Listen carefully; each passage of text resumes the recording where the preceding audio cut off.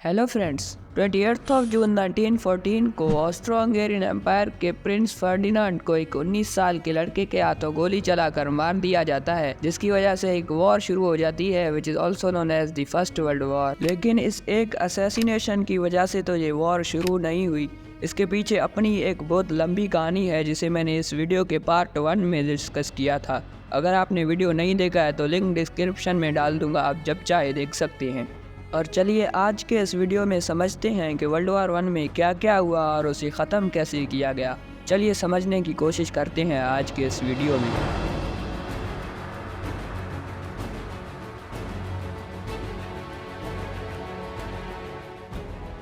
अभी अगर शुरू से शुरू करें तो 28 जून 1914 को इस असैसिनेशन के इमीडिएटली बाद ऑस्ट्रो हंगेरियन एम्पायर ने सर्बिया पर वॉर डिक्लेयर कर दी थी।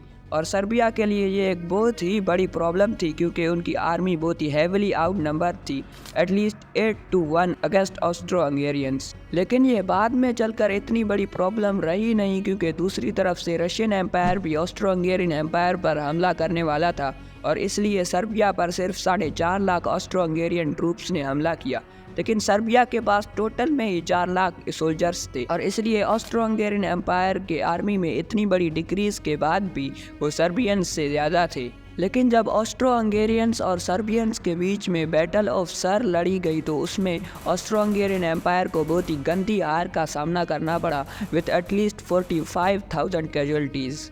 और दूसरी तरफ जर्मन एम्पायर सोचता है कि रशिया बहुत बड़ा है और उसे वॉर के लिए प्रिपेयर करने में बहुत टाइम लग जाएगा और इसलिए हम पहले ही फ्रांस को हरा देते हैं ताकि जब हम रशियन एम्पायर पर हमला करें तो पीछे से कोई रोकने वाला ना हो। और इसलिए जर्मन एम्पायर डिसाइड करता है कि वो बेल्जियम के थ्रू अपने ट्रूप्स को क्रॉस करके पेरिस पर कब्जा कर लेगा।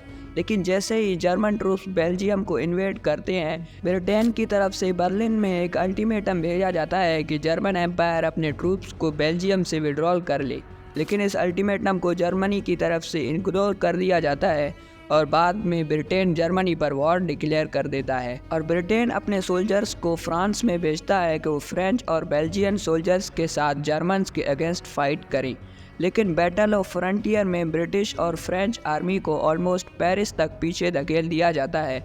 लेकिन उनकी तरफ से डेस्परेट काउंटर अटैक्स के चलते जर्मन्स को काफ़ी हद तक पीछे किया जाता है और इस बैटल को जाना जाता है एज द बैटल ऑफ मार्न साल 1914। और इस बैटल ने जर्मन्स के लिए एक बहुत बड़ी प्रॉब्लम क्रिएट कर दी थी क्योंकि वो फ्रांस को पूरी तरह से हरा ही नहीं पाए थे तो वो रशिया को कैसे हराएंगे।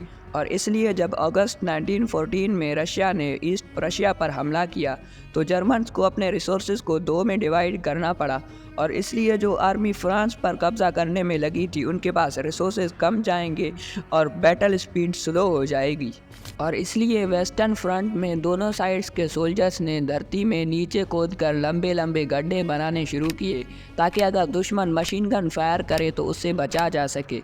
लेकिन इन गड्ढों में खून, कीचड़, सांप और चूहे भरे रहते थे और इसकी वजह से नींद तक नहीं आती थी। और इस तरफ जब रशियंस ने ईस्ट प्रशिया पर हमला किया तो जर्मन्स ने रशियंस के अगेंस्ट एक काउंटर अटैक लॉन्च किया और बैटल ऑफ टेननबर्ग में रशियंस को पूरी तरह से पीछे हटने पर मजबूर कर दिया और रशिया को इस बैटल में एटलीस्ट 2 लाख कैजुअल्टीज़ का सामना करना पड़ा। और इस तरफ रशियंस ऑस्ट्रो हंगेरियंस को हराने में सक्सेसफुल रहे और जर्मन्स को आगे ऑस्ट्रियंस की मदद करनी पड़ी। और इसी टाइम के अराउंड ऑटोमन एम्पायर भी वर्ल्ड वॉर 1 में एंटर करता है जब वो रशियन एम्पायर पर वॉर डिक्लेयर कर देता है। और कुछ ही टाइम के बाद रशियंस ऑटोमन फ्रंट में वॉर के लिए तैयार हो जाते हैं।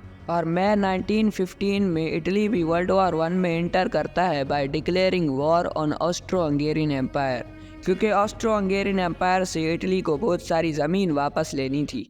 लेकिन फर्स्ट बैटल ऑफ इसोंजो में इटालियन फोर्सेस को बहुत हैवी लॉसेस का सामना करना पड़ता है। मीनवाइल ईस्टर्न फ्रंट में जर्मन्स रशियंस को पूरी तरह से रिट्रीट करने पर मजबूर कर देते हैं और 5 अगस्त 1915 को एक रशियन शहर वार्सो पर कब्जा कर लिया जाता है।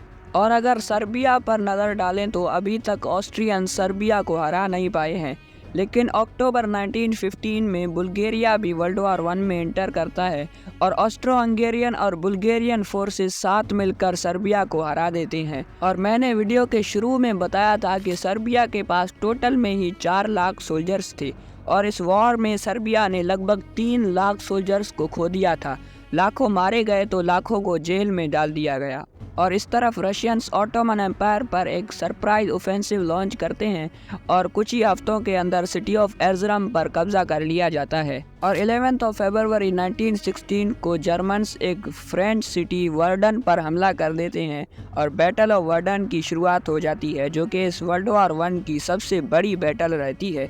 और ये ख़त्म ऐसे होती है कि जब फ्रेंच आर्मी जर्मन्स को पूरी तरह से वर्डन से निकाल देती है। और फरवरी 1917 में जर्मन एम्पायर डिसाइड करता है कि वो अपने सबमरीन्स को ब्रिटेन के आसपास डिप्लॉय कर देंगे ताकि ब्रिटेन की सप्लाई लाइंस को ख़त्म किया जा सके और ब्रिटेन सरेंडर कर दे। लेकिन जब कुछ यूएस शिप्स ब्रिटेन में एंटर करने की कोशिश करते हैं तो ये जर्मन सबमरीन्स उनको भी डिस्ट्रॉय कर देते हैं और बाद में यूएस इसकी वजह से जर्मनी पर वॉर डिक्लेयर कर देता है। और इस तरफ रशियन एम्पायर में अपनी एक रेवोल्यूशन चल रही थी और ये रेवोल्यूशनरीज अपने ज़ार निकोलस II को ओवरथ्रो कर देते हैं और पावर अपने हाथ में ले लेते हैं। और बाद में इस नई सरकार के ऑर्डर्स के चलते रशिया वॉर से पीछे हट जाता है। और जुलाई 1918 में सेकंड बैटल ऑफ मार्न में अलाइड पावर्स जर्मन्स को बहुत पीछे धकेल देते हैं और ये वेस्टर्न फ्रंट में एक टर्निंग पॉइंट बन जाता है। और अगस्त 1918 में अलाइड पावर्स एक 100 डेज ऑफेंसिव लॉन्च करते हैं। ये एक सीरीज़ ऑफ ऑफेंसिव्स है और इसमें बहुत सारे अमेरिकन ट्रूप्स भी थे और इसलिए ये ऑफेंसिव सक्सेसफुल रहता है। और finally at the end of it German troops surrender कर देते हैं। और 11 नवंबर 1918 को आर्मिस्टिस साइन की जाती है, जिसकी वजह से वेस्टर्न फ्रंट में वॉर ख़त्म हो जाती है। और 28 जून 1919 को ट्रीटी ऑफ वर्साइल्स को साइन किया जाता है और जिसकी वजह से वर्ल्ड वॉर 1 ख़त्म हो जाती है। लेकिन इसके अलावा भी वर्ल्ड वॉर 1 में बहुत कुछ हुआ था, लेकिन मैंने तो सिर्फ ऊपर से ही बताया है। अगर आपको इसे डिटेल में जानना है तो मैं हाईली रिकमेंड करता हूँ एपिक हिस्ट्री चैनल का वर्ल्ड वॉर 1 ऑल पार्ट्स का वीडियो। अगर आपने नहीं देखा है लिंक डिस्क्रिप्शन में आपको मिल जाएगा, आप जब चाहे देख सकते हैं। Thank you for watching.